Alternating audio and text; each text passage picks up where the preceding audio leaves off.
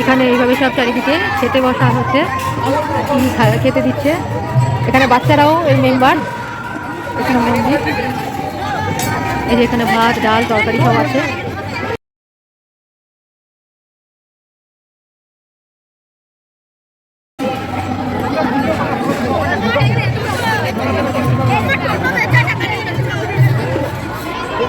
এক ব্যাচ ওখানে দাঁড়িয়ে আছে, দড়ি দিয়ে আটকানো হয়েছে।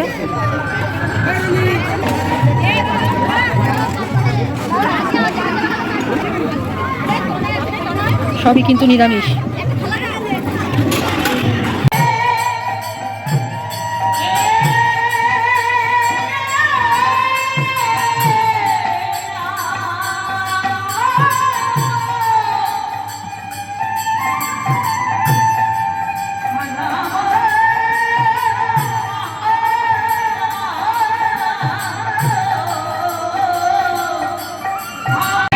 এটা সামনের অফিসটা।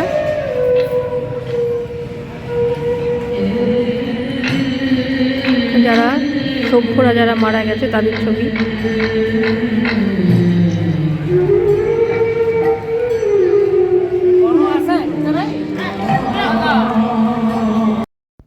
এটা মন্দিরের প্রবেশদ্বার, এর ভেতরেই প্যান্ডেল হয়েছে এবং খাওয়ানোর জায়গা সব এখানেই।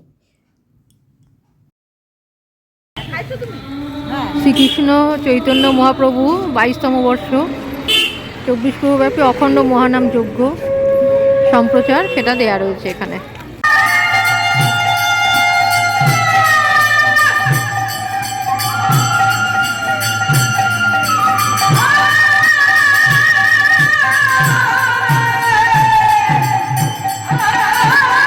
মন্দিরের প্রবেশদ্বার দিয়ে ঢুকে এখানেই কীর্তনের আসর বসেছে এবং অখণ্ড মহানাম যজ্ঞ এখানে 1 সপ্তাহ ধরে হচ্ছে। আমরা তার 3য় দিনে এসেছি। প্রথম 3 দিন নাম কীর্তন, তারপর পালা কীর্তন।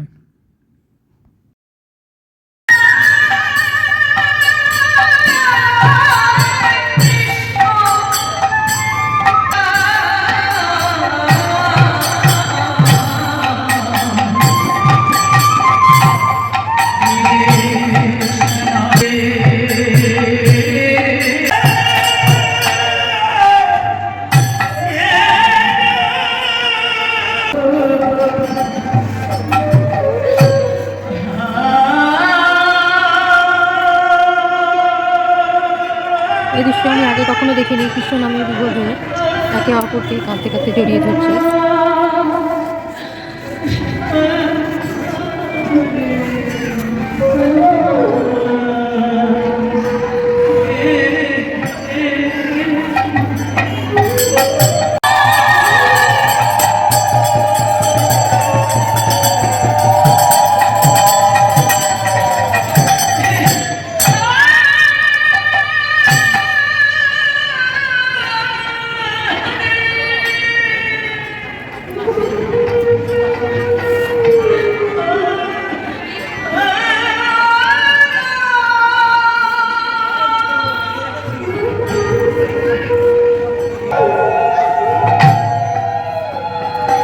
সবাইকেই তিলক পরিয়ে দেওয়া হচ্ছে, এটা এর অংশ। দুপুরে চলে আসার পরে একটু বিশ্রাম নিয়ে সন্ধেবেলা আবার যাচ্ছি। সারা রাত ধরেই তো হবে, তাই একটু দেখব।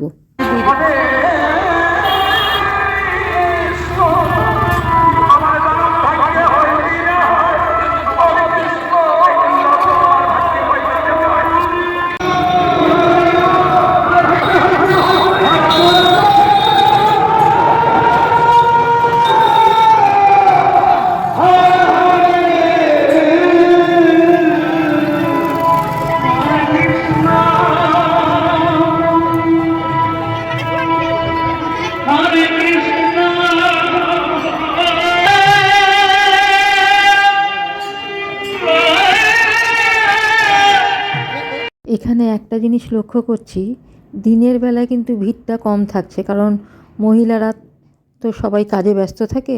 যদিও এই কয়েকদিন কিন্তু সমস্ত পাড়াগুলোতে নিরামিষ রান্না হয়, নিরামিষ খাওয়া হয় এবং অধিকাংশই এখানে এসে খাওয়া দাওয়া করে আর কি। এখানে সকাল রাত দুবেলাতেই খাওয়ানো হয়। এটাই রাধাকৃষ্ণের আসল মন্দির। এই মন্দিরকে কেন্দ্র করেই এই উৎসবের আয়োজন।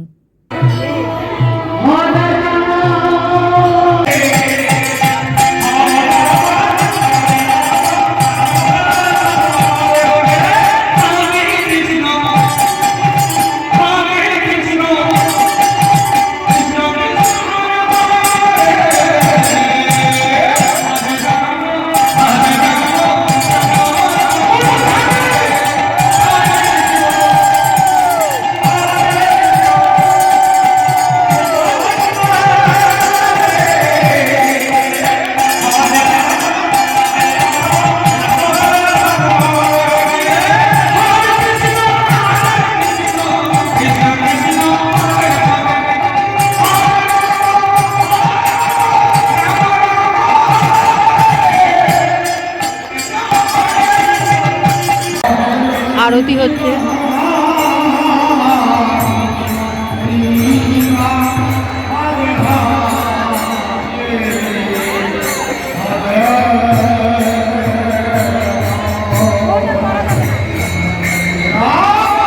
আরতি কিন্তু স্থানীয় মানুষ এবং মহন্তরা মিলেই করছে।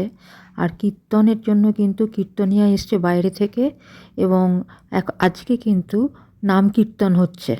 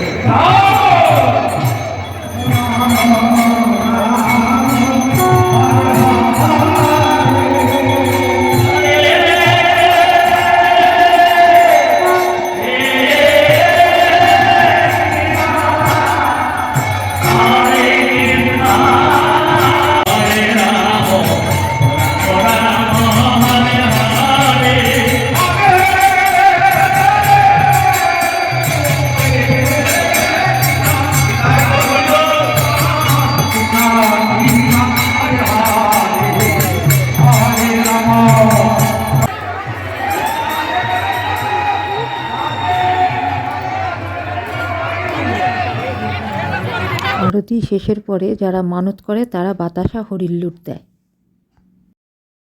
আরতি শেষ হলো, এবার পালাকারগুলো আসছে। মাথায় চামর ঠেকিয়ে আশীর্বাদ করা হচ্ছে, আর প্রণামীও সংগ্রহ করা হচ্ছে।